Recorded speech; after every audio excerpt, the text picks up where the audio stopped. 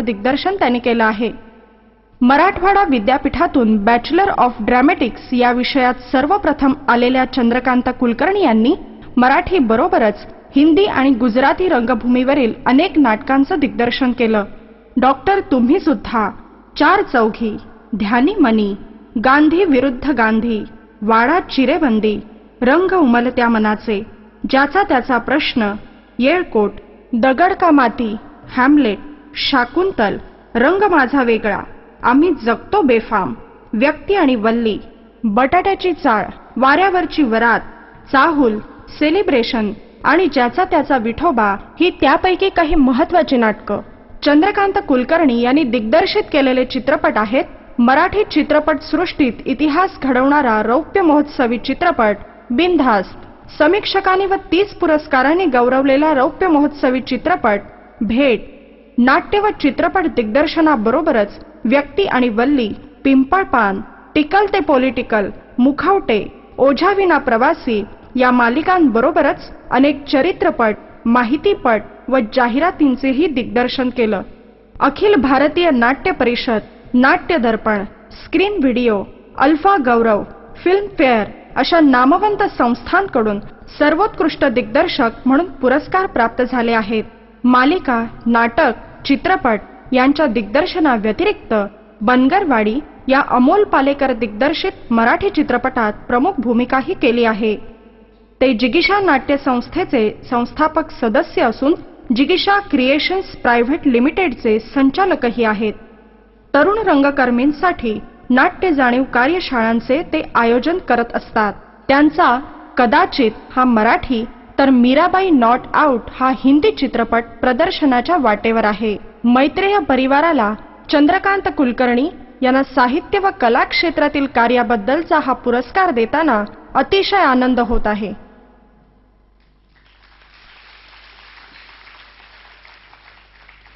चंद्रकांत कुलकर्णी यांना पुरस्कार देण्यासाठी आम्ही अशाच एका महनीय व्यक्तीची निवड केलेली आणि ते म्हणजे प्रख्यात लेखक दिग्दर्शक सतीश आळेकर. तुम्हाला आश्चर्य वाटेल, मृत्यू ही अत्यंत गंभीर गोष्ट आहे, पण मृत्यूसारख्या विषयावरचं त्यांचं महानिर्वाण हे नाटक, मी त्याची पारायण केली आहेत आणि कित्येकदा पाहिलेले नाटक. हे महानिर्वाण नाटकाने एकेकाळी संपूर्ण महाराष्ट्र गाजवून सोडला होता. त्या महानिर्वाण नाटकाचे लेखक आणि त्याचप्रमाणे महापूर, शनिवार रविवार, मिकी आणि मेमसाब, बेगम बर्वे यासारखी अनेक नाटकं ज्यांच्या सिद्धहस्त लेखणीतून अत्यंत बुद्धिप्रामाण्यवादी बौद्धिक अंगानं नाटक या गोष्टीकडे पाहणारे, थिएटर अकॅडमीपासून आपल्या करिअरची सुरुवात केली. तिथे असताना अनेक लेखकांसाठी चांगले नवनवीन लेखक आपल्या मराठी नाट्यसृष्टीला मिळावेत म्हणून कार्यशाळांचं आयोजन त्यांनी केलं होतं. आणि आता गेली अनेक वर्ष पुणे विद्यापीठामध्ये ललित कला केंद्र आहे, त्याचे संचालक म्हणून ते काम करत आहेत, जिथं अनेक नवीन रंगकर्मींना तयार करण्याचं काम त्यांच्या माध्यमातून होतंय. श्रीयुत सतीश आळेकर यांना मी इथं पाचारण करतो. त्यांचं सुरुवातीला आपण स्वागत करणार आहोत आणि त्यांचं मनोगत ऐकून घेणार आहोत. श्रीयुत नितीन चौधरी यांना मी इथं आमंत्रित करतो. त्यांनी सतीश आळेकर यांचं स्वागत करावं. जनरल मॅनेजर, मैत्रेय उद्योग परिवार, श्रीयुत नितीन चौधरी.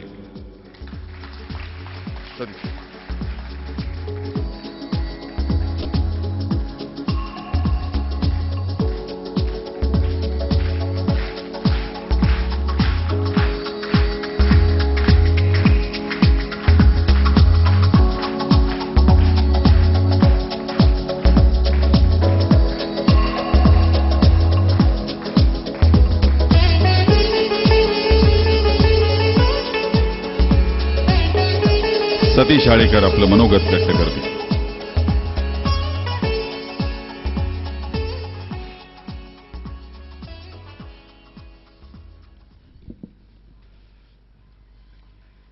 नमस्कार. मी काही वक्ता नाही, संवाद आधी पाठ करून म्हणणारा कलाकार आहे थोडाफार. ज्यांच्या स्मृतीप्रित्यर्थ आजचा कार्यक्रम आहे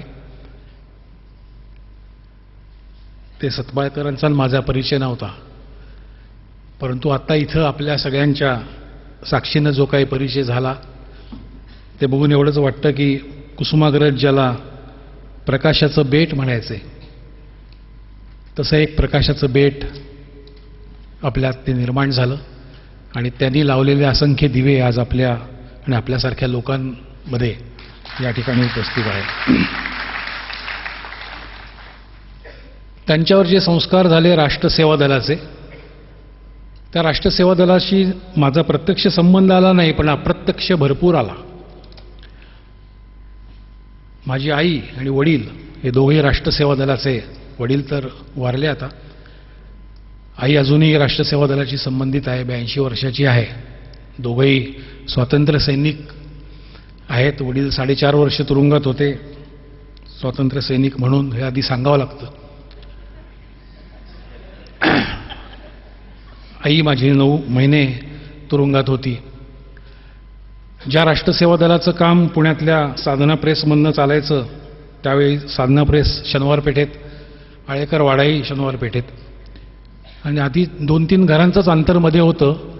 त्याच्यामुळे राष्ट्रसेवा दलाचं कुठलंही शिबिर असलं की अतिशय सकाळी लवकर मला कळायचं, कारण सगळे कार्यकर्ते आमच्या घरी आंघोळीला यायचे.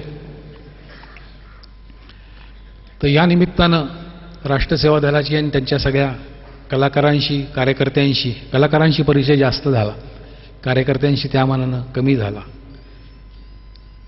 अशा संस्कारातनं सतपाळकर यांची संवेदना विकसित झाली आणि ज्यांना आजचा पुरस्कार कला आणि साहित्याचा देण्याचा योग आलेला आहे, चंद्रकांत कुलकर्णी, याचा उल्लेख मला अर्थातच अरेतुरेच करायला पाहिजे. त्याचा आणि माझा परिचय जवळपास 80 सालापासूनचा आहे. 85च्या दरम्यान थिएटर अकॅडमी ही संस्था आम्ही 73 साली स्थापन केली. जब्बार पटेल, मी, मोहन आगाशे आणि आमचे सहकारी यांनी स्थापन केली. कारण त्याला कारणं होतं, घाशीराम कोतवाल हे नाटक, ते ब्राह्मण विरोधी नाटक एका मुसलमानाने दिग्दर्शित केलेलं म्हणून आम्हाला प्रोग्रेसिव्ह ड्रॅमॅटिक असोसिएशन या 1952 साली स्थापन झालेल्या संस्थेतनं हाकलून देण्यात आलं. म्हणून ही संस्थेची स्थापना आम्ही केली. त्यातनं घाशीराम कोतवाल, महानिर्वाण, महापूर, बेगम बर्वे, 3 पैशाचा तमाशा अशी नाटकं आम्ही जवळपास 22-25 वर्ष केली. कदाचित आपल्याला ती आठवत असतील. 80 साली घाशीराम कोतवालचा परदेशाचा व्यावसायिक दौरा आम्ही केला. 25 प्रयोग युरोपमध्ये सादर केले. कुठल्याही मराठी बांधवांसाठी ते सादर केले नाहीत, तिथल्या स्थानिक लोकांच्यासाठी ते सादर केले व्यावसायिक पद्धतीनं. ते बघत असताना नाटकाची एक वेगळी जाणीव आम्हा तरुण मंडळींच्या मनामध्ये झाली. आणि 80 साली ज्या वेळेला टेलिव्हिजन रंगीत झाला आणि त्यावेळेला नाटकाकडचा लोकप्रियतेला थोडीशी घट यायला लागली, तर या स्थित्यंतराच्या काळातनं नाटक आज जसं जाते तसं त्या काळात ते जायला लागलं. तेव्हा आपल्याला काय करता येईल, तर आपण काहीतरी एक नवीन पिढी लिहिती केली पाहिजे, नवीन रंगकर्मी लिहिते केले पाहिजेत असं वाटून आम्ही एक योजना थिएटर अकॅडमीमध्ये आखली. ही योजना पहिल्यांदा महाराष्ट्र शासनाकडे दिली. त्यांनी त्याचं उत्तरही दिलं नाही आज तागायत. म्हणून नाईलाजानं त्यावेळेला आम्हाला फोर्ड फाउंडेशनचं एक पत्र आलं होतं की तुमच्याकडे काही प्रकल्प असतील तर आम्हाला द्या, आम्हाला तुम्हाला आर्थिक मदत करायला आनंद वाटेल. म्हणून ती योजना मी त्यांच्याकडे दिली आणि त्यांनी जे पैसे दिले त्यातनं आम्ही एक 85 सालापासून ते 92 सालापर्यंत एक व्यापक रंगभूमीच्या संदर्भातला कार्यक्रम राबवला. त्यातल्या पहिल्या फेजमध्ये चंद्रकांत कुलकर्णी यांची ओळख जास्त झाली. त्यांनी दगड का माती हे नाटक तेव्हा सादर केलं. आम्ही जे नाट्यलेखन शिबिर चालवलं 3 वर्ष, त्याच्यामध्ये प्रशांत दळवी, अजित दळवी यासारखे रंग, प्रेमानंद गजवी, मकरंद साठे हे सगळे रंगकर्मी त्यावेळेला, अतुल पेठे, श्रीरंग गोडबोले हे सगळे त्यावेळेला कार्यरत झाले त्यानिमित्तानं. आणि ह्या शिबिराचा थोडाफार हातभार त्याला लागला याचा अर्थातच आनंद आहे. चंद्रकांत कुलकर्णींचं दुसरं वैशिष्ट्य म्हणजे आपल्याकडे परंपरा आहे की नाटकाचं काम शक्यतो मुंबई पुण्यातच महाराष्ट्रात जास्त चालतं. तिथं केल्याशिवाय त्याला एक मान्यता मिळत नाही असा एक गैरसमज आपल्याकडे आहे. आणि त्यानिमित्तानं बहुतेक रंगकर्मी हे छोट्या छोट्या गावातनं मुंबई पुण्याकडे येत असतात. काही यशस्वी होतात, काही अयशस्वी होऊन जातात, काही स्वतः एकटे यशस्वी होतात. चंद्रकांत कुलकर्णी यांचं तसं झालेलं नाही. ते एकटे मायग्रेट झाले नाहीत, ते आणि त्यांच्या संस्थेसकट ते मायग्रेट झाले. ज्या संवेदनातनं त्यांचा पिंड घडला गेला, ज्या समाजवादी रचनेतनं त्यांचा पिंड घडला गेला, त्याच्याशी प्रामाणिक राहून व्यावसायिक जगातात त्यांनी कामगिरी केली. अशा कमिटमेंटनी काम करणारे लोक हे फारसे बघायला मिळत नाहीत. एक नाही, दोन नाही, जवळपास 50 नाटकं व्यावसायिक रंगभूमीवर त्यांनी केली. तितक्याच ताकदीनं समांतर रंगभूमीच्या समांतर चळवळीशी ते संबंधित राहिले. ही अत्यंत कौतुकाची बाब आहे. त्यांच्या रूपानं एक प्रकारचं रोल मॉडेल तयार झालं. एका पुण्यातल्या वृत्तपत्राच्या एका कार्यक्रमासाठी त्यांची ब्रँड अँबॅसेडर म्हणून नेमणूक झालेली आहे. मला असं वाटतं ते फक्त कुठल्या वृत्तपत्राचे ब्रँड अँबॅसेडर नाही आहेत, ते ह्या छोट्या छोट्या गावातनं जे लोक येऊन यशस्वीता कशी करावी, आपलं सत्व न सोडता लोकांच्या पर्यंत कसं जाऊन पोचावं, ह्याचं एक रोल मॉडेल आणि ह्याचे ते ब्रँड अँबॅसेडर आहेत. स्वातंत्र्योत्तर काळात जन्मलेली आमची पिढी, आमच्या नंतरची जी पिढी विकसित गेली, त्यांनी एक प्रकारची त्यांना वाट दाखवून दिली, कशा पद्धतीनं तुम्हाला या मेनस्ट्रीममध्ये येता येईल आपलं सत्व न सोडता. आणि मला असं वाटतं तो एकटाच नाही, तर त्याच्या मागचीच त्याची सगळी टीम आहे. प्रतीक्षा आहे, तिची बहीण आहे, प्रशांत आहे, अजित आहे. या सगळ्या कुटुंबांनाच हा एक पुरस्कार दिला आहे असं मला वाटतं. हा एकटा चंद्रकांत कुलकर्णीचा पुरस्कार आहे असं मला वाटत नाही. त्याच्या निमित्तानं ही जी एक वेगळी वाट चोखाळणारे अनेक तरुण गेली 20-25 वर्ष येत आहेत आणि आपलं सत्व न सोडता ठामपणे रंगभूमीवर उभे राहत आहेत, कलाच्या क्षेत्रात, सिनेमात उभे राहत आहेत, त्यालाही दिलेली एक दाद आहे असं मला वाटतं. आणि इतका हृद्य कार्यक्रम या ठिकाणी आयोजित केला त्याबद्दल मी संयोजकांचा अतिशय आभारी आहे. आज या बदलत्या आर्थिक व्यवस्थेमध्ये, खुल्या आर्थिक व्यवस्थेमध्ये उद्योजकाला मिळणारा फायदा हा शक्यतो आपल्याकडचे उद्योगात देवळामध्ये घालवत असतात किंवा पॉप्युलर इव्हेंट्समध्ये घालवत असतात, मॅरेथॉनच्या मागं घालवत असतात. पण ज्याला कॉर्पोरेट फिलॅन्थ्रोपी असं म्हणतात, की जी गांधींनी सुचवलेली होती, ती कॉर्पोरेट फिलॅन्थ्रोपी किंवा खुल्या आर्थिक व्यवस्थेतला येणारा जो फायदा आहे, तो फायदा ज्यांच्यामुळे झाला त्यांच्यापर्यंत काही प्रमाणात पोचवला पाहिजे, ही जाण मला असं वाटतं या मैत्री फाउंडेशनच्या लोकांना अतिशय नेमक्या पडलेला आहे. एवढं सुचवासं वाटतं की जसे जसे हे वर्ष वाढतील तशी तशी या पुरस्काराच्या रकमेत देखील चांगली भरघोस वाढ होत जाईल आणि त्याचा फायदा पुढल्या कार्यकर्त्यांना मिळेल. अतिशय हृद्य सोहळा आहे. एक व्यक्तिगत एक शब्द बोलतो, 1 मिनिट बोलतो आणि मी थांबतो. ज्या दुर्धर प्रसंगातनं 4 वर्षापूर्वी वर्षाताई गेल्या, त्याच दुर्धर प्रसंगातनं दुर्दैवाने मी गेल्या 6 महिन्यापूर्वीपासून गेलोय. आणि माझ्या इतकाच आनंद माझ्या पत्नीला अनिताला झाला असता, कारण माझ्यापेक्षा जास्त जवळीक ह्या औरंगाबादच्या ग्रुपची तिची होती. तिला देखील ह्या सगळ्या तरुणांचं कौतुक होतं. इतरत्र मुंबई पुण्यातले लोक जी तरुणकर्मी असतील ते तिला अतिशय आगाऊ वाटत असत, पण ह्या लोकांच्यासाठी तिच्या मनात अतिशय खास जिव्हाळा होता. आजचा हा पुरस्कार चंदूला मिळते बघून तिला देखील तितकाच आनंद झाला असता. नमस्कार. सतीश आळेकर यांच्या हस्ते चंद्रकांत कुलकर्णी यांना हा पुरस्कार, कला पुरस्कार आता दिला जाईल. या एव्हरग्रीन माणसाचं आपण टाळ्यांच्या कडकडाटामध्ये पुन्हा एकदा स्वागत करूया.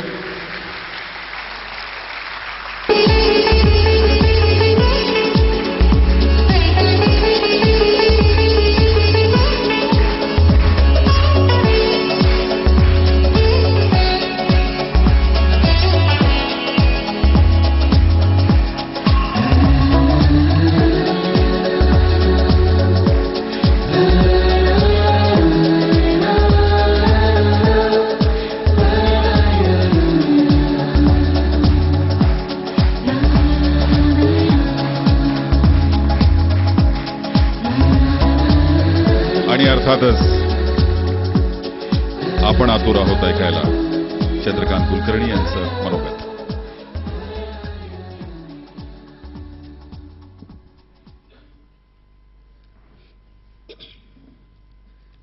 या पुरस्कार सोहळ्याचे अध्यक्ष डॉक्टर टिकेकर, ज्यांच्या हस्ते आम्हा तिघांनाही पुरस्कार देण्यात आला ते प्रेमाताई पुरव, सतीश आळेकर, रजिया पटेल.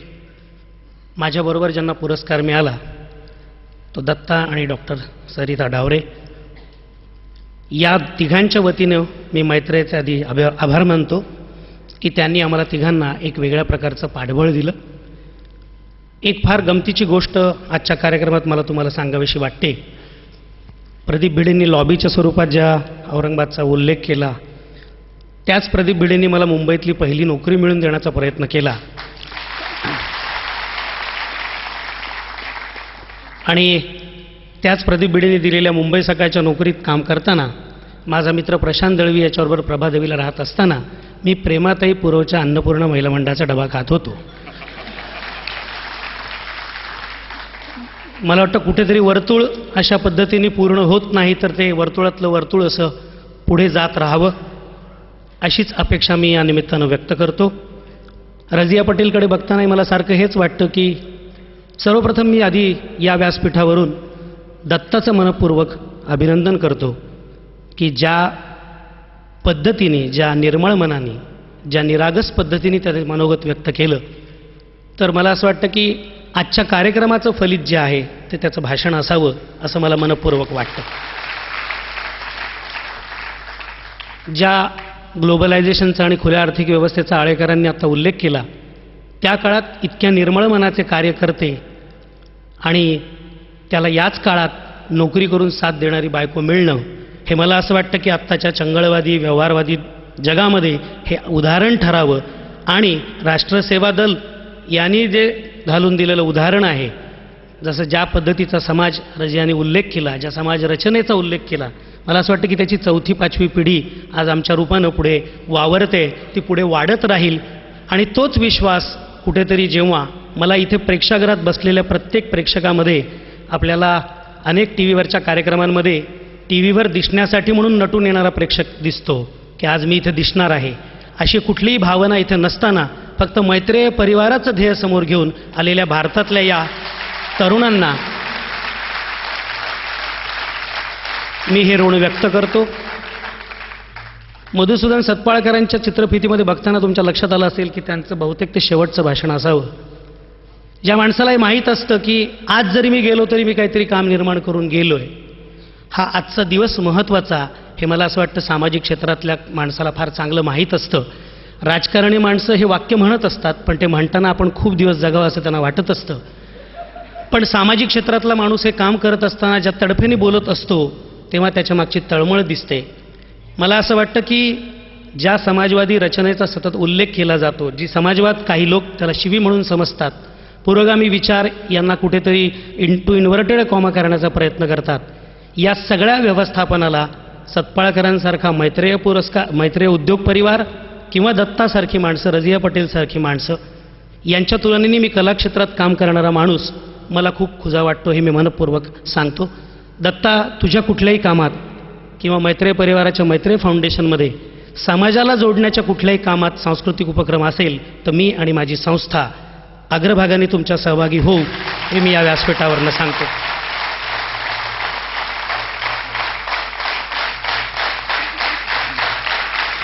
खरं म्हणजे माझ्या मनातली भावना दत्तानी आणि त्यानंतर रजिया पटेल यांनी आणि काही अंशी आळेकर जे वाक्य बोलले ते खरं म्हणजे माझं भाषण होतं, त्यामुळे मी आता उत्स्फूर्त बोलतोय.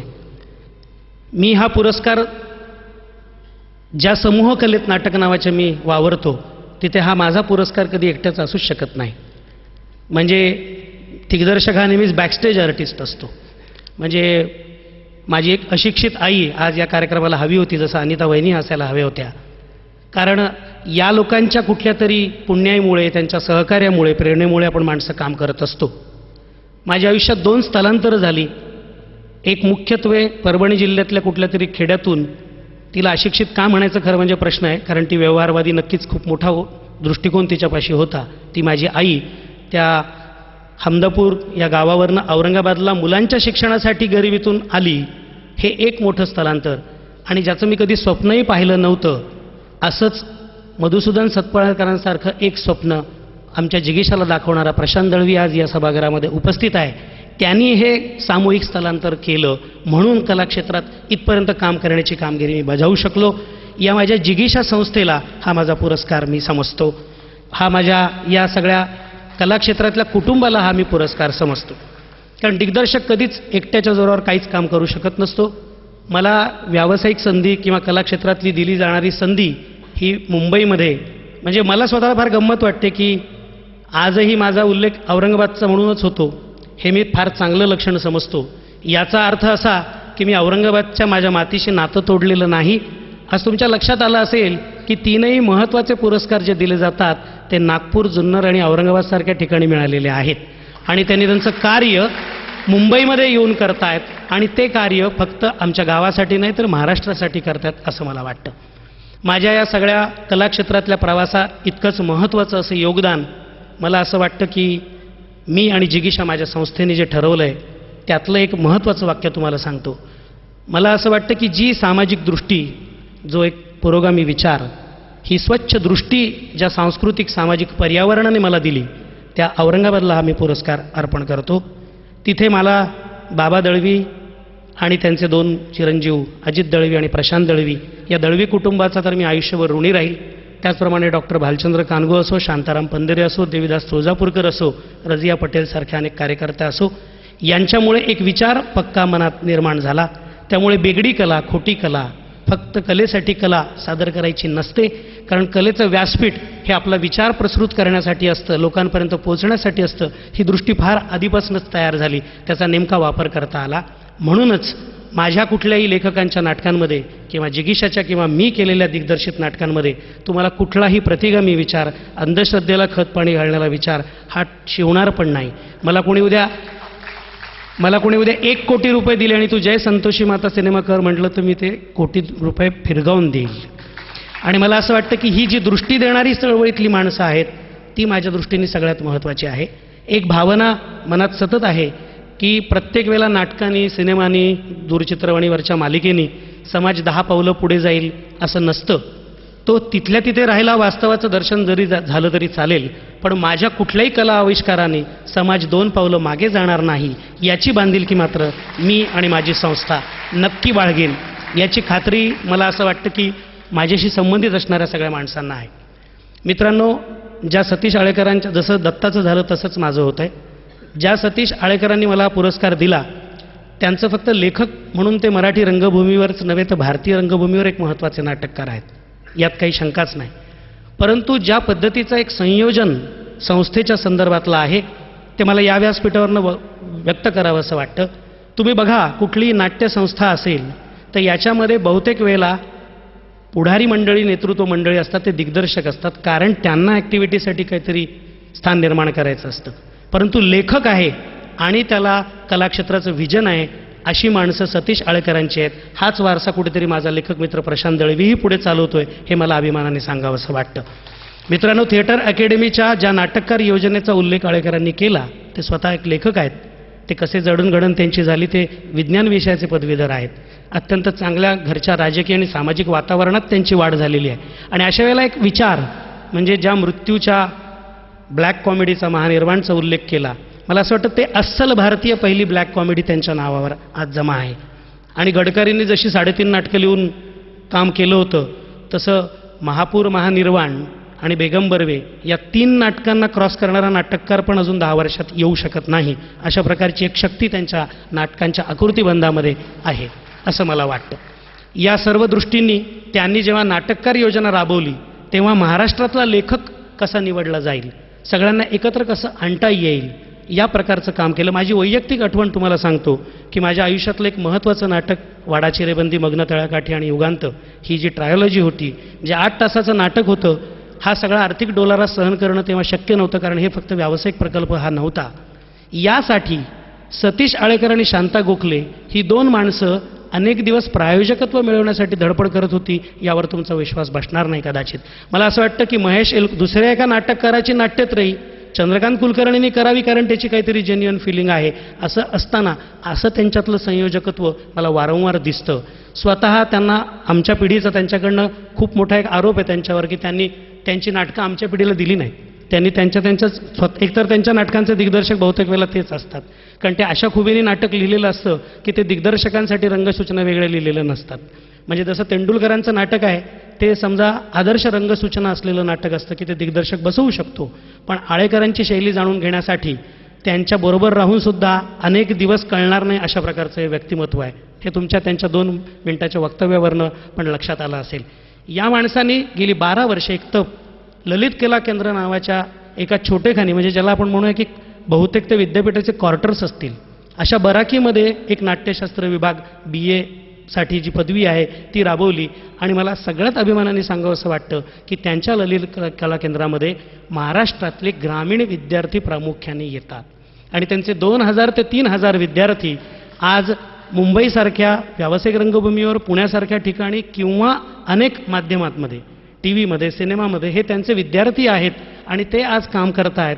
आणि याचा अभिमान त्यांना शिक्षक म्हणून जेवढा मिळत असेल, मला असं वाटतं की कुठेतरी संघटन कौशल्य असतं की स्वतःच्या लिखाणाकडे दुर्लक्ष करूनसुद्धा ते हे काम करत असतील. मला असं वाटतं की मैत्रेय परिवाराची जी एक भूमिका आहे ती फक्त आपण मोठं व्हायचं नाही तर आपल्याबरोबर सगळ्यांना घेऊन मोठं व्हायचं. कुठेतरी जिगीषाचा विचार हा त्याच पद्धतीने रुजलेला आहे. आज उद्योजक आणि मोठ्या स्वरूपात ते असतील, कदाचित जिगीषा अजून त्या मानाने ज्याला असं म्हणू की व्यावसायिकदृष्ट्या अजून लोकांपर्यंत पोहोचण्यासाठी मोठं अर्थकारण अजून त्यांच्या हाती नसेल, पण भावना हीच आहे आणि जिगीषाला याच पद्धतीने पुढे विस्तार करायचा आहे. या दृष्टीने मैत्रेय आणि जिगीषा असाही एक प्रकारचा सामाजिक सांस्कृतिक युती जर झाली, कारण चांगल्या विचारांची युती होणं आवश्यक आहे. अनावश्यक युत्या खूप होताना आपल्याला आजूबाजूला दिसतात आणि त्या अनावश्यक युत्या झाल्यानंतर फार काळ टिकत नाहीत, कारण त्या फार खोट्या पायाभूत रचनेवर आधारित असतात, हेही आपण बघतो. तेव्हा समविचारी माणसांनी एकत्र आलं पाहिजे, चांगल्या विचारांच्या माणसांनी एकत्र आलं पाहिजे, एकमेकांना पाठिंबा दिला पाहिजे, उपक्रमांना चालना दिली पाहिजे. हा जो मैत्रेयचं ध्येय आहे तेच जिगीषाचं कुठेतरी आहे. मला असं वाटतं की औरंगाबाद ते मुंबई या प्रवासामध्ये मी अशा पिढीचा प्रतिनिधी आहे की मी स्वतःला भाग्यवान समजतो की मी चांगली नाटकांना खूप चांगले दिवस असताना, माझ्या आधी एक चांगल्या प्रकारची नांगरणी पेरणी झालेली असताना चांगले विषय हाताळण्याची संधी मला मिळाली. माझ्या सगळ्या लेखकांचे मी या व्यासपीठावरून आभार मानतो, कारण मोरूची मावशी किंवा तरुण तुर्क अशा नाटकाचे 1000 प्रयोग होणं याला विनोदी नाटकाच्या रिपीट व्हॅल्यूचा भाग असतो.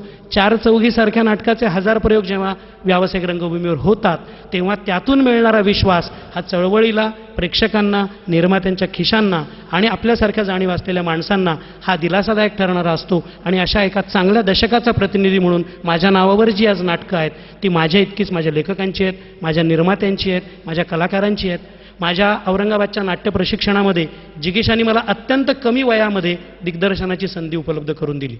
म्हणजे खरं म्हणजे दळवी कुटुंबात नाटकाचं वातावरण माझ्यापेक्षा जास्त होतं. मी वक्तृत्व स्पर्धांमध्ये काम करणारा एक मुलगा होतो. मी प्रशांतला नेहमी चिडवतो की तुम्ही सगळे कॉलनी कल्चरमध्ये आहात, मी गल्ली कल्चरमधला आहे. अशा वेळेला आमची भेट झाली, आम्ही भेटलो आणि कॉलेजच्या एका एकांकिका स्पर्धेमध्ये लेखक म्हणून प्रशांत दळवी, काम करायला सगळेजण आहेत, मग दिग्दर्शकाचं टाका चंदूचं नाव असं म्हणून माझं नाव त्यांनी धरण्याचा जो आग्रह केला, ती त्यांनी एक अप्रत्यक्ष जबाबदारी जी माझ्यावर दिली, त्याचं पुढे मी 20 वर्ष काहीतरी दिग्दर्शक म्हणून करू शकलो. आणि म्हणून मला नाटक, दूरचित्रवाणी, चित्रपट या 3ही माध्यमात चांगलं काम करता आलं. मला माझ्या हक्काचा प्रेक्षक वर्ग जेव्हा मिळतो, मला असं सांगतो की तुमचं नाव वाचून आम्ही नाटक बघायला येतो किंवा तुमचं नाव वाचून सिनेमा बघायला जातो, तेव्हा मला अजिबात बरं वाटत नाही. तेव्हा प्रत्येक वेळेला माझ्या छातीचे ठोके वाढतात. मैत्रिणी हा पुरस्कार देऊन ही जबाबदारीची जाणीव अजून माझ्याकडनं वाढवलेली आहे की माझ्यावर कुणाचं तरी लक्ष आहे.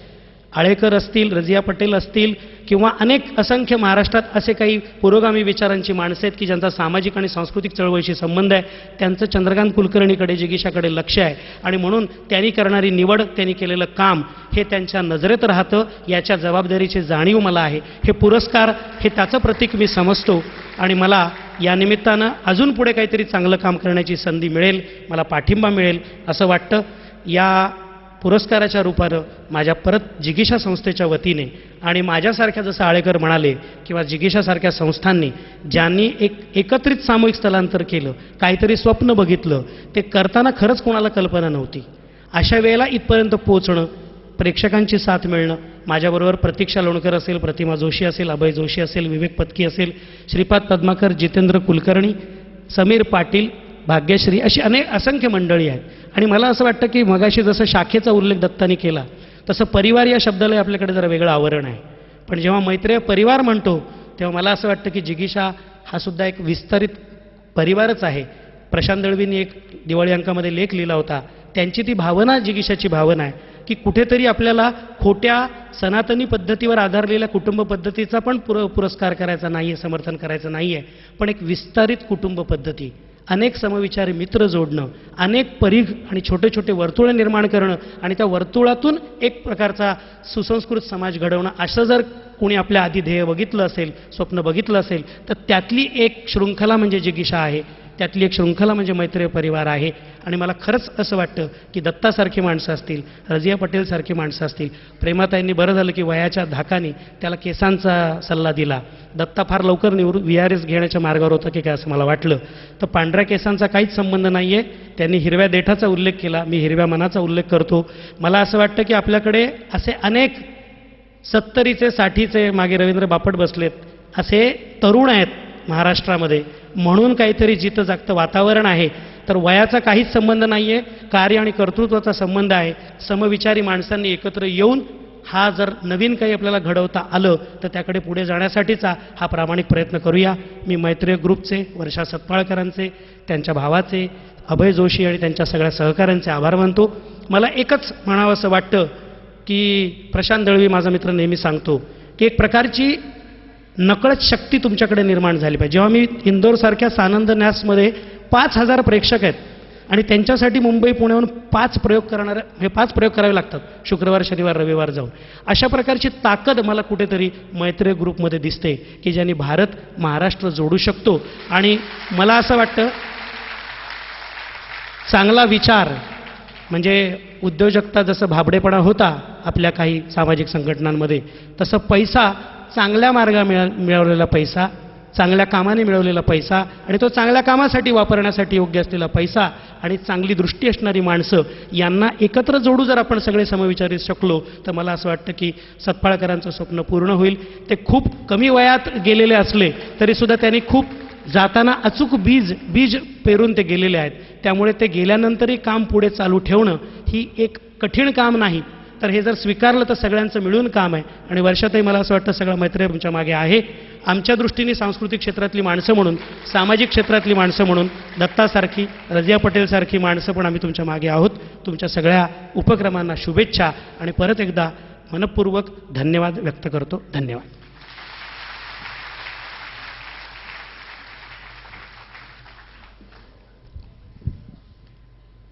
आजच्या समारंभांच्या अध्यक्षांचं भाषण ऐकायला आपण सगळेजण अत्यंत उत्सुक आहेत. तुम्हाला माहीतच आहे की पत्रकारिता, या पत्रकारितेच्या क्षेत्रामध्ये सर्वोच्च स्थानी विराजमान असलेले डॉक्टर टिकेकर, सर्वोच्च स्थानी मी अशा करता म्हणतो की पत्रकारितेमध्ये देखील भ्रष्टाचाराचं लोण आपल्याला आलेलं दिसतं, पण या पत्रकारितेमध्ये सत्व, स्वत्व, सदसद विवेक, बुद्धी आणि पारदर्शकता याचा अंगीकार ज्यांनी आपल्या संपूर्ण जीवनामध्ये केलेला आहे ते डॉक्टर टिकेकर आज आपल्याला अध्यक्ष म्हणून लाभलेले आहेत. ते ज्याप्रमाणे थोर पत्रकार आहेत त्याचप्रमाणे एक उत्तम संशोधक देखील आहेत. आणि टिकेकरांच्या बशी आपण जर एक थोडा वेळ जरी गप्पा मारल्या तर एक नवीन विचार मिळतो. त्यांच्या भाषणातूनच देखील आपल्याला असं एक नवीन आयाम, नवीन विचार आपल्याला ऐकायला मिळणार आहे. त्यांचं भाषण आपल्याला नक्कीच उत्सुक आहोत. पण त्यांच्या भाषणासाठी त्यांना विनंती करण्यापूर्वी डॉक्टर वर्षा सतपाळकरची मी विनंती अशी करणार आहे की डॉक्टर अरुण टिकेकर यांचा या ठिकाणी त्यांनी स्टेजवर बोलावून त्यांना या ठिकाणी त्यांना सन्मानचिन्ह द्यावं, मानचिन्ह द्यावं. आणि त्याचप्रमाणे डॉक्टर टिकेकर यांच्या हस्ते मैत्रेय परिवाराची जी कॉर्पोरेट फिल्म आहे त्याचं प्रकाशन टिकेकरांच्या हस्ते करण्याची त्यांना विनंती करावी. वर्षाजींना मी विनंती करतो की डॉक्टर टिकेकरांना घेऊन त्यांनी मंचावर यावं.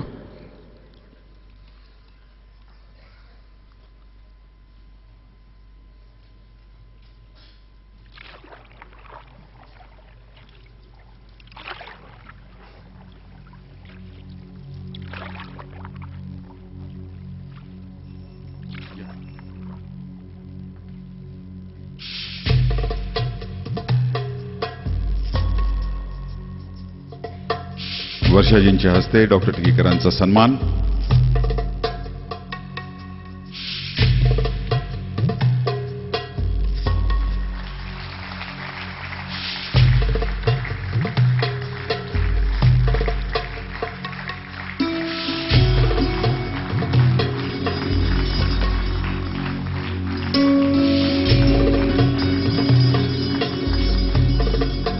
आणि डॉक्टर अरुण टिकेकर यांच्या हस्ते मैत्रेय परिवाराची स्वप्नपूर्ती ही जी कॉर्पोरेट फिल्म आहे, या फिल्मचं प्रकाशन डॉक्टर टिकेकर यांनी करावं. हे प्रकाशन झाल्यानंतर त्या फिल्मचा 2 ते 3 मिनिटाचा अंश, 2 ते 3 मिनिटाचा भाग आपण इथं पाहणार आहोत स्क्रीनवर.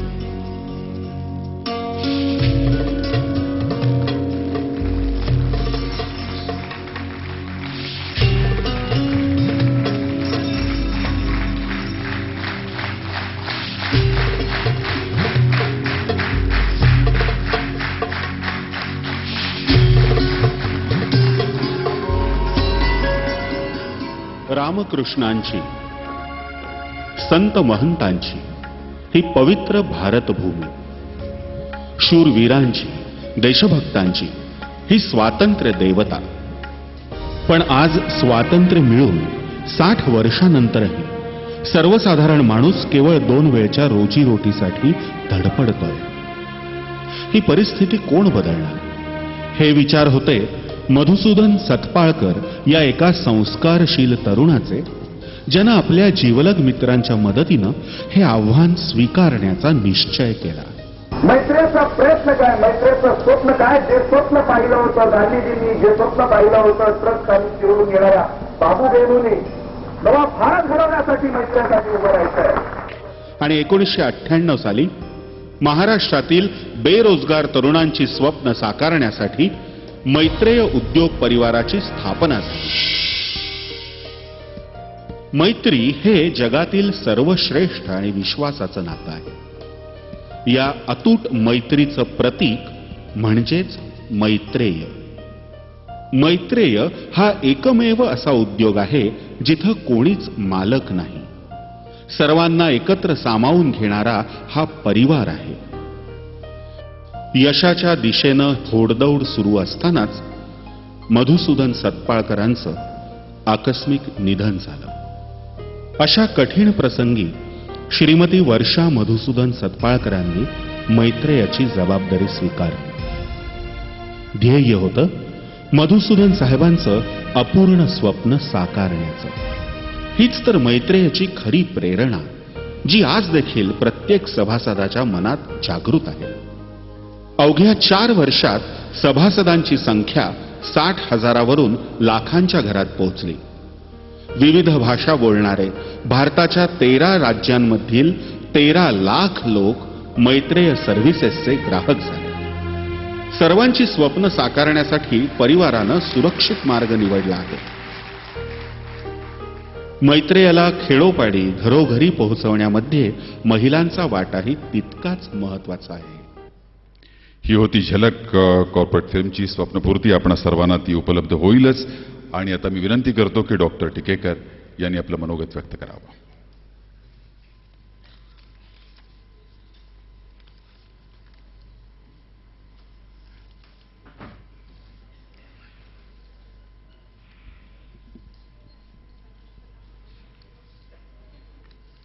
श्रीमती सतपाळकर आणि मित्रहो, आजच्या या समारंभाला मला अध्यक्षस्थान दिल्याबद्दल सुरुवातीलाच मी आयोजकांचे आभार मानतो. आगळा वेगळा कार्यक्रम अशासाठी की संपादक या नात्यानं अनेक वेळेला पुरस्कार देण्यासाठी तरी का होईना पण बोलवलं जातं आणि पुरस्कार दिल्यानंतर सभागृह ओस पडतं. आज पुरस्कार देऊन झाले तरी सुद्धा आपण काही लोक तर अत्यंत अडचणीच्या अवस्थेमध्ये थांबलात, याबद्दल मी आपला आभारी आहे.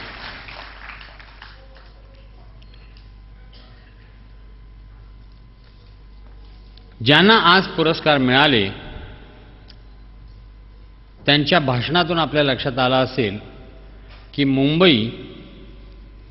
मुंबईवर अशी स्वारी करायची असते आणि ती जिंकायची असते, पण ती वाटेल त्याला जिंकता येत नाही. मुंबई ही अत्यंत खुश होण्यासाठी अत्यंत कठीण अशी आहे. पण ज्यांना पुरस्कार इथे मिळाले त्यांनी मुंबई सर केलेली आहे. मग ते दिग्दर्शक असोत किंवा समाजसेवक असोत. मग अशी एक फार छान वाक्य मला ऐकायला मिळालं. सगळ्यांचीच भाषणं छान झाली. दत्ता बाळसराफ म्हणाले की समाजवादी किंवा राष्ट्रसेवा दलामध्ये जे होते त्यांनी आपल्या जीवनसाथीदाराला नोकरी करायला लावायची आणि आपल्याला पोसायला लावायचं. एका अशा प्रसंगाला मला सामोरं जावं लागलं की मधुदंडवते अध्यक्ष आणि नागगोऱ्यांच्या पुस्तकाचं प्रकाशन, आणि सभागृहामध्ये सगळ्यात तरुण होतो मी, 60 उलटलेला.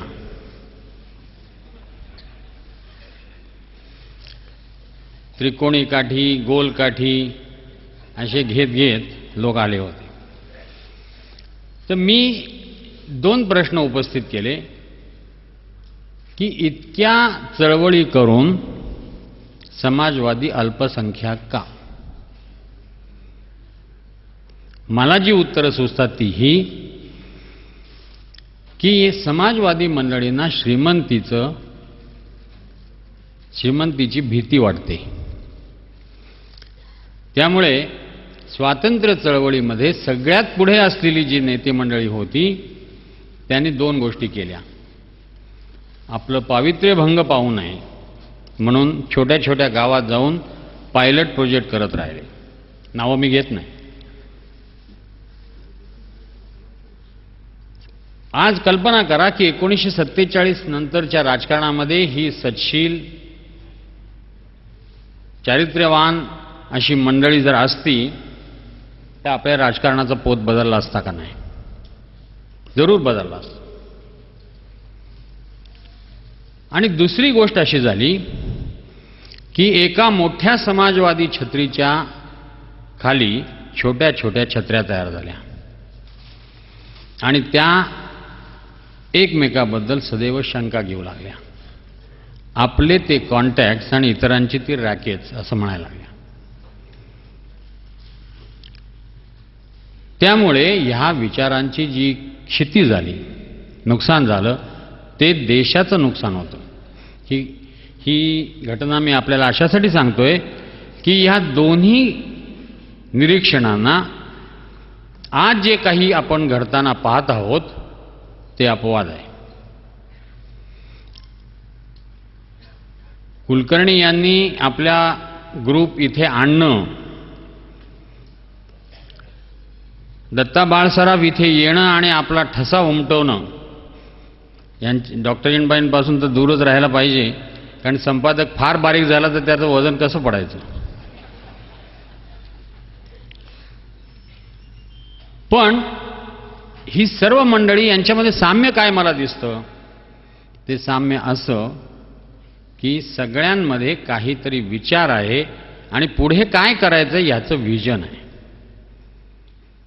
यावेळेला मी हे अशी टीका समाजवादी मी त्यांच्यापैकी आहे असं म्हणायला असं लोक म्हणतात, पण रंगोनी रंगात साऱ्या रंग माझा वेगळा अशा प्रकारचं काहीतरी मी करायचा प्रयत्न केला. दंडवत्यांचं सबंध भाषण हे अत्यंत डिफेन्सिव्हवर जाऊन जाणं, हे म्हणतात ते बरोबर आहे, पण अजूनही त्यात काही सुधारणा झाली असं मला वाटत नाही व्यापक स्तरावर. पण ती सुधारणा मैत्रेय परिवारांनी घडवून आणलेली आहे. इतकी मंडळी, तरुण मंडळी, श्रीमंतीची भीती नाही, मेहनत करून पैसा मिळवावा आणि तो उदास विचारे वेचावा. मगाशी कोणीतरी असं हे मांडलं की आत्तापर्यंत ज्या चळवळी झाल्या त्या चळवळींना ज्यांनी पैसा पुरवला त्याला सोशल फिलॅन्थ्रपी असं म्हणायला पाहिजे. मुंबईमध्ये येऊन आपलं नाव कमावणं पैसा मिळाल्यानंतर आपल्या कमावलेल्या पैशातला काही हिस्सा समाजाला परत करणं हे मुंबईकरांनी आपलं कर्तव्य मानलं. आज आपण जर मोठ्या वास्तू बघा, संस्था बघा, या सगळ्या संस्थांमध्ये असं झालेलं आहे. आणि ह्या संस्थांमध्ये पारसी समाज हा सगळ्यात मोठा पुढे राहिलेला आहे. तर मुख्य या सर्वांचं मी अभिनंदन अशासाठी करतो की ज्यांनी पुरस्कार दिले आणि ज्यांनी ते घेतले त्यांचा केवळ सन्मान झाला नाही, तर त्यांच्या विचारांची ज्योत पुढच्या पिढीकडे दिली गेली. आपण असं म्हणतोय सध्याला की 2020 साली आपण महासत्ता होणार. 60 उलटल्यानंतर अशी एक पद्धत आहे की मी जेव्हा तरुण होतो त्यावेळेला फार चांगलं होतं आणि आता बरंचसं बिघडलेलं आहे सगळं. मी तसं म्हणणार नाही. याचं कारण मी अभ्यासक आहे 19व्या शतकाच्या आणि 20व्या शतकाच्या इतिहासाचा, महाराष्ट्राचा. आपल्याला मी सांगू इच्छितो की कुठलीही कल्पना ही एखाद्या व्यक्तीच्या डोक्यामध्ये येते आणि ती कल्पना हळूहळू चळवळीचं रूप घेते. इमर्सन म्हणून आपल्याला कदाचित अमेरिकन तत्वचिंतक जो होता त्याने असं म्हटलंय की every reform was once a private opinion. कुणाच्या तरी डोक्यात एखादी कल्पना येते, जशी सतपाळकरांच्या मनामध्ये आली. पहिल्यांदा त्यांनी ही 2 नियतकालिकं काढली आणि मगाशी अनेक लोकांनी सांगितलं की त्यांनी अनेकांना मदत केली. आपल्या कमाईतून इतरांना मदत करणं हा आपल्या जीवनाचा भाग झाला पाहिजे आणि तो त्यांनी तंतोतंत पाळला. ज्या चळवळी झाल्या त्या फार मजेशीर झाल्या. एकेका बारक्या बदलासाठी एक आयुष्य वेचलं गेलं. मी आपल्याला सांगितलं तर आश्चर्य वाटेल की ज्या पुरुषानं पहिल्यांदा मिशी छाटून टाकली तो पुरुष किती धार्ष्ट्याचा हे आपल्या लक्षात येणार नाही. त्याचं नाव इतिहासामध्ये नमूद नाही. किंवा ज्या महिलेनं आपल्या केसांना पहिल्यांदा कात्री लावली तिचं नावही इतिहासात नमूद नाही. पण हे धार्ष्ट्याचे लोक आहेत. याचं कारण परंपरेचा जो पगडा आपल्या मनावर असतो आणि आपण नेहमी परंपरा आणि नैतिकता यांची गफलत करत असतो, त्या गफलतीमुळे अनेक गोंधळ होत असतात. पण जे आपल्या समोर आज 6 लोक आले ते 6ही लोक परंपरेच्या विरुद्ध जाणारे, विचार करणारे आणि विचार केल्याशिवाय या समाजाला गत्यंतर नाही. आजची अवस्था वेगळी आहे. म्हणून मला असं म्हणावंसं वाटतं की 70चं दशक म्हणजे माझी पिढी ज्या वेळेला चंदू कुलकर्णी यांच्या वयाची होती त्यांनी काय काय पाहिलं. अभिजात संगीत असो, भीमसेन जोशी, गंगूबाई हनगल, कुमार गंधर्व अगदी टॉपला होते. मराठी व्यावसायिक नाटक हे इतर राज्यांमध्ये मत्सराचा भाग होतं, कारण त्याची बैठक, व्यावसायिक बैठक ही अत्यंत व्यवस्थितपणे घातलेली होती. प्रायोगिक रंगभूमी होती. म्हणजे फक्त मुंबईत असं नाही, गावागावामध्ये होती. आज त्याचं काय झालं? जर एवढे चांगले दिग्दर्शक, एवढे चांगले अभिनेते आणि अभिनेत्री आहेत आपल्याकडे, तर मग असं का झालं? तर मला व्यक्तिशः असं वाटतं की लेखकांची लेखनावरची हुकूमत कमी झालेली आहे.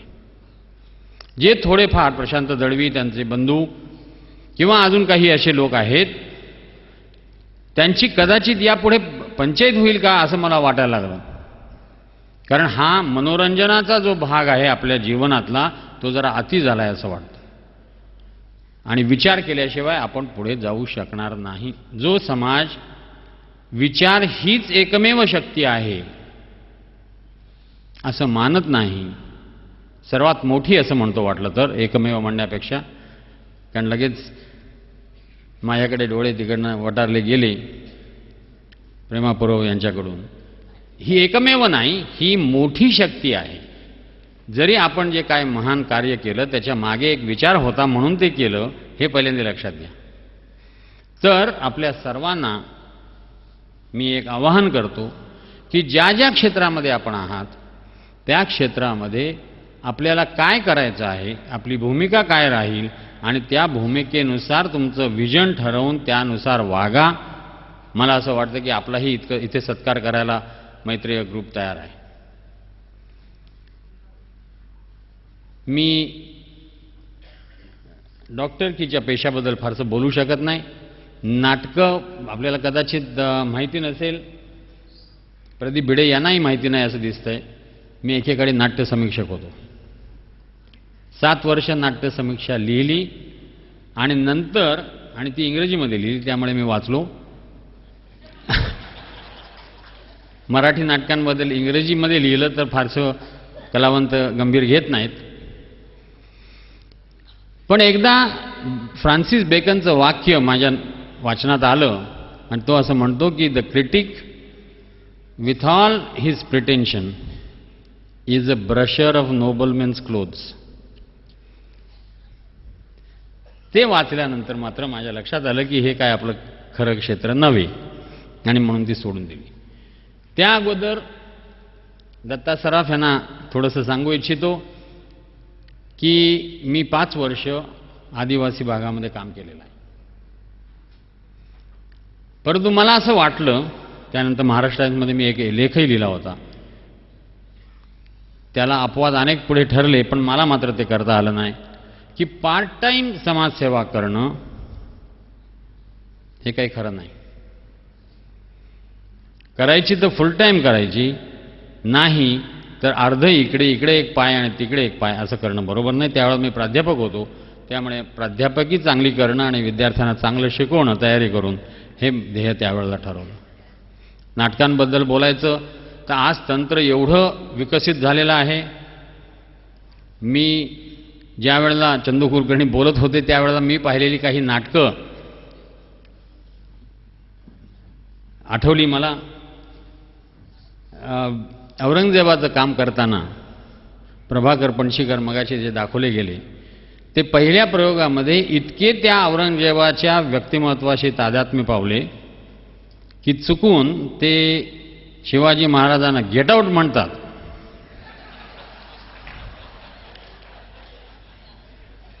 आणि समीक्षक जो आहे तो नेमकं हेच पकडतो.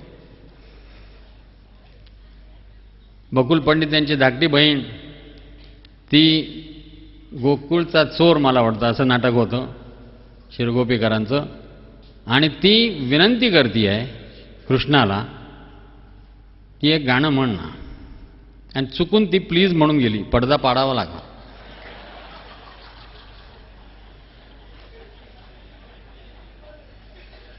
त्याच्यापेक्षा अधिक गमतीची घटना कोकणामध्ये तर नेहमीच घडत असते, कारण तिथं तंत्र एवढं विकसित झालेलं नाही.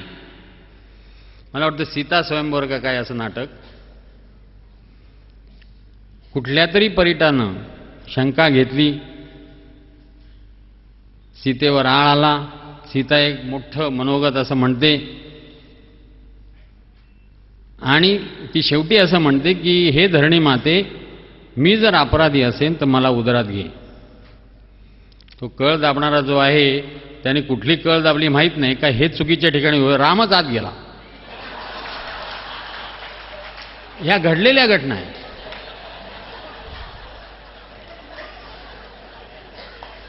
आता तेवढं तंत्रज्ञान अविकसित नाही. आता कलावंत तयार करणाऱ्या शाळा आहेत. आळेकरांसारखे उत्कृष्ट शिक्षक आहेत. आणि मला आठवतं की माझ्या मुलाला, अतिशय शाळेत जाणाऱ्या लहान मुलाला, मी आयुष्यात पहिलं नाटक काय दाखवलं असेल तर ते घाशीराम कोतवाल, आणि तो पुढच्या 4 दिवस त्या घाशीराम कोतवालचा ताल धरूनच वावरत होता. अशी नाटकं नंतर आली. तंत्र विकसित झालं, अभिनयाचे धडे मिळू लागले. मग झालं काय तर लेखक तेवढ्या ताकदीचे मिळेनात. आणि कुठलीही कला ही कम्युनिकेशनची कला आहे. माझे विचार तुमच्यापर्यंत पोहोचवण्यासाठी माझी जर शब्दांवर हुकूमत नसेल तर त्याला काही अर्थ नाही. नुसते अंगविक्षेप करून विनोद निर्माण करणं, विनोद हा सुद्धा अत्यंत गांभीर्याने केला पाहिजे हे आपल्या लक्षात यायला पाहिजे. अनेक वेळेला असं होतं की तिथे म्हणजे अर्थात दत्ता आपला हा सराफ जो आहे तो पूर्वी फार सुंदर नाटकात कामं करायचा, पण ज्या एकदा टाळ्या तुमच्या डोक्यात घुमायला लागल्या की मग तुम्ही बिघडता. त्यामुळे पूर्वी जो जमाना होता की कोण गणपतराव ते दारू पिऊन कुठे पडलेले असायचे, त्यांना धरून आणायचं, कानात सांगायचं आज एकच प्याला आणि ढकलून द्यायचं स्टेजवर आणि मग ते पुढे म्हणायचे. हे सगळे प्रकार गेले, त्यातून प्रशिक्षण आलं, व्यावसायिकता आली, त्यामुळे प्रेक्षकांना सुद्धा चांगली नाटकं मिळू लागली. आणि नंतर ह्या 70च्या दशकानंतर पुढे काय झालं मला माहीत नाही, हळूहळू हळूहळू आपला सांस्कृतिक दर्जा कमी व्हायला लागला. आणि मला असं वाटतं की तो दर्जा, मी निराशावादी नाही, तो दर्जा पुन्हा 2020 साली येणार आहे. पण तो यायचा असेल तर आपण विचारक्षम व्हायला पाहिजे. नुसतं मनोरंजनामध्ये जाऊन चालणार नाही. मी अनेक वेळा सांगितलेलं आहे की जगातले सगळे समाज हे सोप्याकडून अवघडाकडे, अवघडाकडून अधिक अवघडाकडे, अधिक अवघडाकडून गुंतागुंतीकडे जात असताना आपला एकच समाज असा आहे की तो सोप्याकडून अधिक सोप्याकडे, त्याहूनही अधिक सोप्याकडे, त्याहूनही अधिक सोप्याकडे असा चाललेला आहे. म्हणजे आपल्याला प्रत्येक क्षेत्रामध्ये 3 तासात फाडफाड इंग्रजी शिकवणारे कोकाटे पाहिजेत. ते मिळणार नाही. 7 वर्ष इंग्रजी शिकून सुद्धा लिव्ह ॲप्लिकेशन आपल्याला करता येत नाही. 3 तासात कसं काय करता येईल? लोक रांगा लावतायत, त्यांचे इमले उठतायत. मला असं वाटतं की ह्या सगळ्याचा विचार आपण केला पाहिजे. अशा संस्था पाहिजेत की ज्या विचार करायला लावतील. आपल्याला लगेच लक्षात येतं की हा अभिनेता आणि हा अभिनेता याच्यात फरक काय. तर आपण असं म्हणतो की हा मोठा अभिनेता आहे, तो विचारी अभिनेता आहे. लागू आणि इतरांमध्ये फरक काय, तर लागू प्रत्येक भूमिकेचा विचार करतात. तर तसा करण्याची आज गरज आहे असं मला वाटतं. मला माहिती आहे आपण सगळे जायला उत्सुक आहात. माझं भाषण वगैरे ऐकायला काही उत्सुक नव्हता तसे, पण सभ्यतेमुळे आपण थांबलेले आहात. मी मैत्री या परिवाराचे आभार मानतो. पुन्हा एकदा साही लोकांचं अभिनंदन करतो, कारण त्याने आपल्याला त्यांचे विचार स्वच्छ शब्दामध्ये सांगितले. धन्यवाद.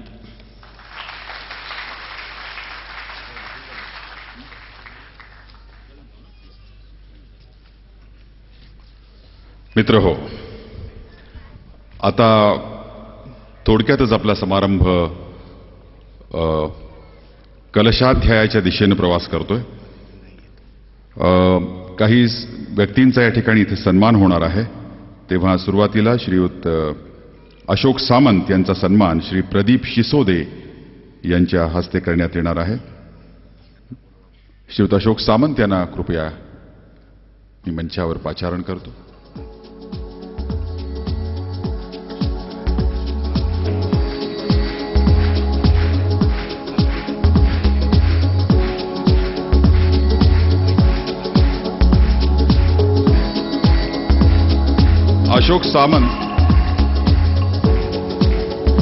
अशोक सामंत हे मैत्रेय परिवाराचं जे मिनरल वॉटर प्रोजेक्ट आहे त्याचे सल्लागार आहेत. त्या सल्ला देण्यासाठीचं कुठलंही मानधन ते घेत नाहीत. केवळ मैत्रीच्या भावनेतून या संपूर्ण उपक्रमाला ते मदत करतात.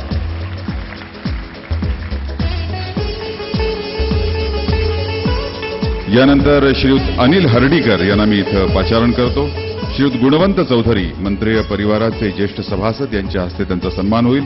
श्रीयुत अनिल हर्डीकर ज्यांच्या संकल्पनेतून हा मंचावरची संपूर्ण सजावट इथं उभी राहिलेली आहे, त्या अनिल हर्डीकरांचा या ठिकाणी मैत्रेय परिवाराच्या वतीनं सन्मान.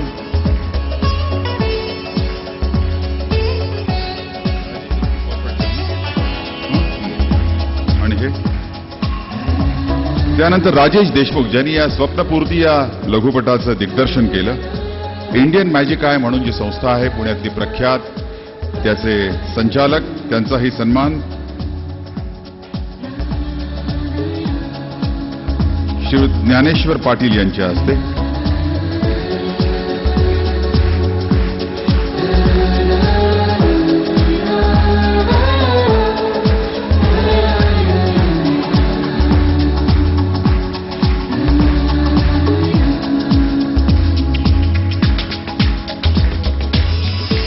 त्यानंतर विनायक कुलकर्णी यांना मी इथे पाचारण करतो. मैत्रेय परिवाराचे गुंतवणूक सल्लागार ते आहेत.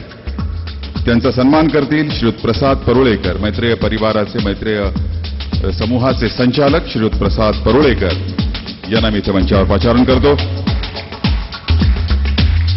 विनायक कुलकर्णी गुंतवणूक सल्लागार.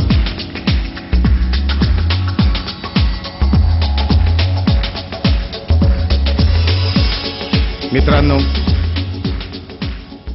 आत्तापर्यंत गेले 20 वर्ष 25 वर्ष ज्यांच्या आवाजाने आपली संध्याकाळ मराठीतल्या बातम्या असं जे आपण ऐकतो ते आपले सर्वांचे आवडते प्रदीप भिडे साहेब यांचा सत्कार करण्यासाठी आमचे मैत्रेय उद्योग परिवाराचे खंदेवीर श्री अशोक चौधरी साहेबांना मी विनंती करतो की त्यांनी रंगमंचावर यावं.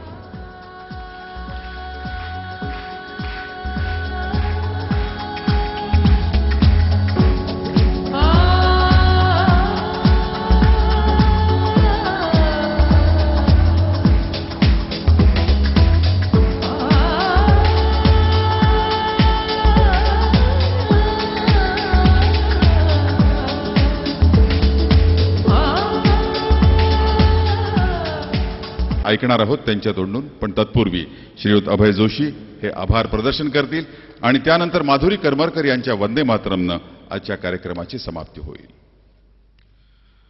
मित्रांनो, गेले 2-2.5 तास आपल्या परिवारातला एकूण एक सदस्य आजच्या स्मृती पुरस्कार सोहळ्याला उपस्थित राहिला. हा सोहळा चांगल्या प्रकारे यशस्वीरित्या पूर्ण करण्यासाठी ज्यांचे ज्यांचे हातभार लागले त्या सर्वांचा मैत्रेय उद्योग परिवार ऋणी आहे, आभारी आहे. आजचे समारंभाचे मान्यवर, पुरस्कार विजेते, कार्यक्रमाचे अध्यक्ष, तसंच हा इव्हेंट म्हणण्यापेक्षा हा समारंभ आयोजित करण्यासाठी प्रदीप भिडे हर्डीकर साहेब आणि रंगशारदा या संस्थांचे मी आभार मानतो.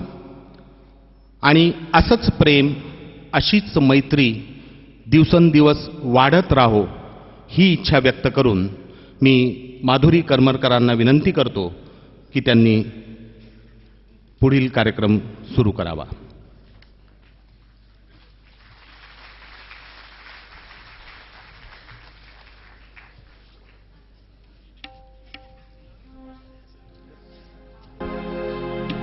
वंदे मातरम वंदे मातरम वंदे मातरम वंदे मातरम वंदे मातरम वंदे मातरम वंदे मातरम वंदे मातरम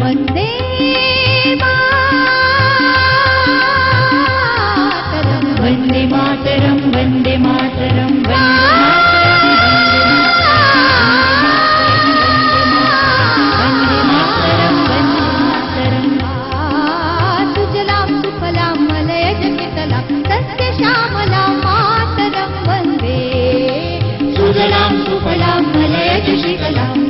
श्यामला मातरम वंदे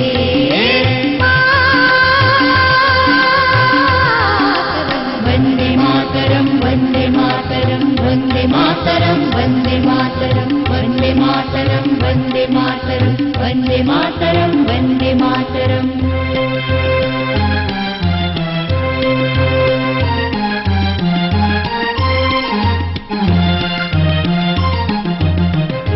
शुभ्रज्योत्स्नां पुलकितयामिनीं पुल्लकुसुमिता द्रुमदल शोभिनीं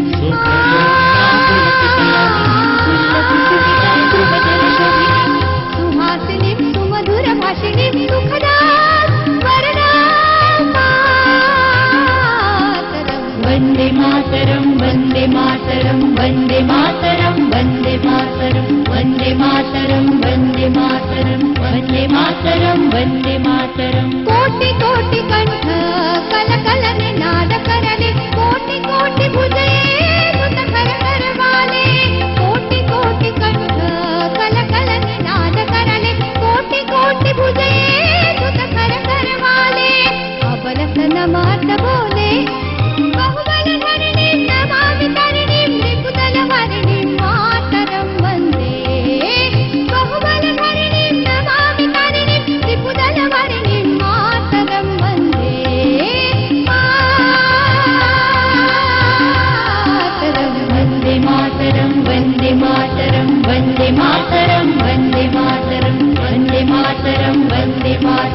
वन्दे मातरं वन्दे मातरम्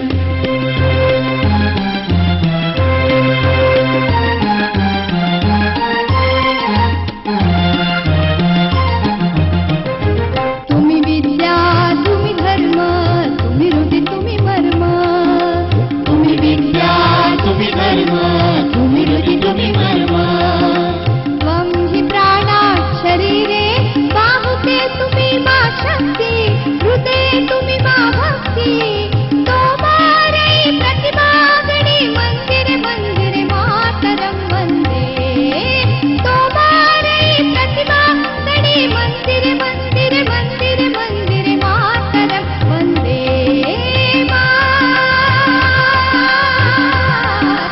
वन्दे मातरं वन्दे मातरं वन्दे मातरं वन्दे मातरं श्यामला सरला मातरं वन्दे मातरं वन्दे मातरं वन्दे मातरं